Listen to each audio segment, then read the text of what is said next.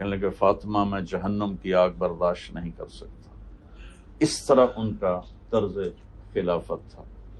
تو 2.25 سال میں زکوٰۃ فری کر دیا 3 بر اعظم کی حکومت. کہاں جنوبی فرانس سے لے کر اور ملتان تک ان کی حکومت. اور پھر جب جانے کا وقت آیا تو پھر اللہ نے اس طرح استقبال کیا کہ شہداء بھی آ رہے ہیں جنازے میں اور پرچہ گر رہا ہے. براءۃ من اللہ لعمر بن عبد العزیز من النار. عمر کے لیے یہ پروانہ ہے آزادی کا. تو اگر اللہ راضی ہو گیا ہے ہم پر تو اس سے خوبصورت کوئی پیغام. تو کوئی اس کی تیاری اتنی مشکل بھی کوئی نہیں ہے. اللہ نے فرائض 5 بنائے ہیں، 5 نمازیں پڑھ لیں اور 1 مہینے کے روزے ہیں، اور پھر زکوٰۃ اور حج مالداروں پر ہے. البتہ جو معاشرت کے حقوق ہیں وہ اللہ تعالیٰ نے زیادہ رکھے ہیں. ماں باپ کی خدمت، میاں بیوی کا تعلق، بہن بھائیوں کا تعلق. تو اس میں اللہ کی نبی کی آپ نے زیادہ شادیاں کیوں کی؟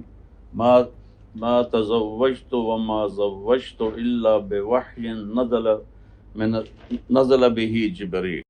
آپ نے کہا میں نے جہاں شادیاں کی اور جہاں بیٹیوں کی شادیاں کی، پہلے جبریل آسمان سے اللہ کا حکم لائے، پھر میں نے وہ رشتے کیے. کہ کوئی رشتہ بھی آپ نے اپنی خواہش سے نہیں کیا. انہیں حضرت زینب سے تو کر ہی نہیں سکتے تھے. تو جب وہ آپ تھوڑا سا اس میں ہو رہے تھے جز بز، تو اللہ نے کہا ٹھیک ہے. فلما قضا زید منها وطرا زوجناکها، چل میں نے تیرا نکاح پڑھ دیا. تو آپ نے شادیاں زیادہ کر کے ہر قسم کی عورت سے کس طرح چلنا ہے یہ ہمیں سکھایا. اپنے خاندان میں کی، خاندان سے باہر کی، عرب قوم سے باہر کی، اپنے سے مالدار سے کی، اپنے سے کم سے کی، اپنے ہم عمر سے کی، عمر سے کم سے کی، عمر سے بڑی کے ساتھ کی، غصے والی سے کی، نرم والی سے کی، ہر ایک سے. اور نبھا کے دکھایا کہ آگے آنے والے وقت میں گھر کی زندگی کس طرح گزارنی ہے. چونکہ گھر کی زندگی عبادات سے نہیں بنتی، گھر کی زندگی حسن سلوک سے بنتی ہے، معاشرت سے بنتی ہے، میٹھے بول سے بنتی ہے، درگزر سے بنتی ہے.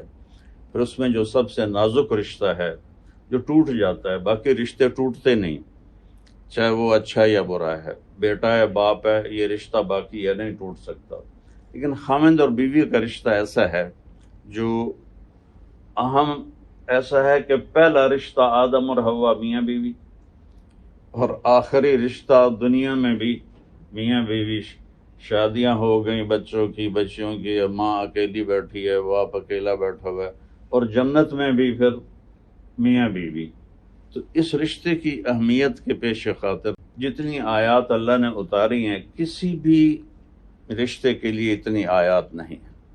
اور ہن لباس لکم کہہ کر کتنی خوبصورت تشبیہ دی ہے کہ سب سے زیادہ قریبی رشتہ بیوی اور خامند ہے.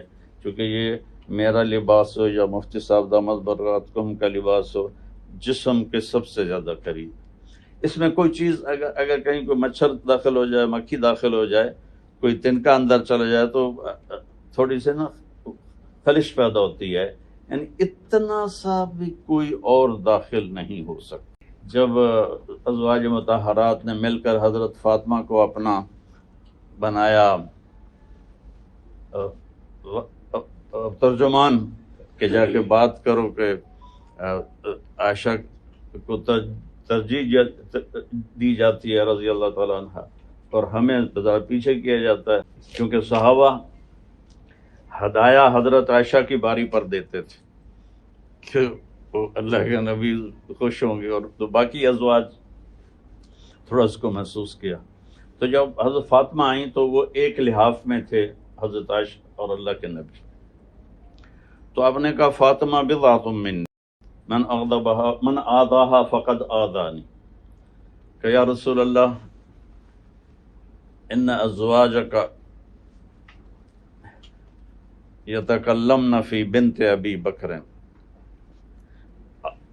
عائشہ نے کہا ان پر بھی اثر ہو گیا شکایت سن کر نا، تو وہ لہجہ میں عائشہ کہنے کی بجائے یا ام عبداللہ کہتی، جو عورت بے اولاد ہوتی تھی اس کو عزت کے لیے ام عبداللہ کہتے تھے، تو آپ نے کہا بنت ابی بکر، چبھتا ہوا جملہ تھا۔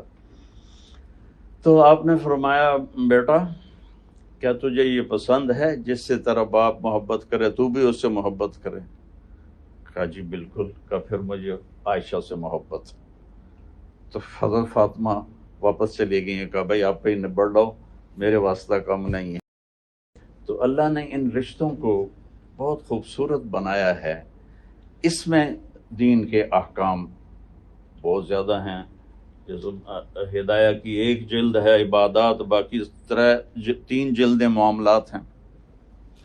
تو آپس میں حسن سلوک اور محبت، ایک چیز کو ہم اپنا لیں کہ ہم اپنے اخلاق اچھے کر لیں، زبان کا بول میٹھا کر لیں، تو ہمارے گھر آباد ہو جائیں گے، رشتے آباد ہو جائیں گے۔ جو ہم سے پہلے چلے گئے، آپ تو بہت بڑا علمی گھرانہ ہے اور پیچھے نسلوں سے آپ کے گھر میں علم آ رہا ہے، آگے ابھی نواسنوں میں دیکھا، پوتوں میں دیکھا، اللہ اس کو قیامت تک جاری رکھے۔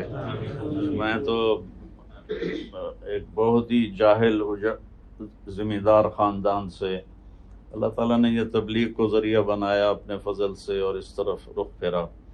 تو جو آپ سب سے بھائیوں سے کہتا ہوں کہ کم از کم 3 دن ضرور لگا دیا کریں، اور آپ مستورات سے کہتا ہوں کہ آپ اپنے گھر میں غیبت پہ پابندی لگا دیں، آپ کا گھر خوشیوں سے بھر جائے۔ میرے بچے جب تھوڑے سے ہوش میں آئے نا، تو میں نے کہا دیکھو ایک معاملہ تمہارا اور اللہ کا ہے، وہ تم جانو، تمہارا اللہ جانے۔ ایک معاملہ ہمارا اور تمہارا اور عزیز و رشتہ داروں کا ہے، اس میں میری پابندی ہے کہ غیبت نہیں کر، نہ میرے سامنے، نہ ماں کے سامنے، نہ آپس میں۔ اس پر میں نے کوئی 10 سال لگائے کہ غیبت نہیں کرنی، غیبت نہیں کرنی، غیبت نہیں کرنی۔ تو اکثر میرے بچے کہتے ہیں کہ بابا آپ نے ہمیں بہت بڑے جنجال سے بچا لیا اور بہت بڑی مصیبت سے بچا لیا۔ تو آپ مستورات سے عرض کرتا ہوں کہ اپنے گھر میں غیبت کو اگر آپ ختم کر دیں تو آپ کا گھر خوشی سے بھر جائے گا۔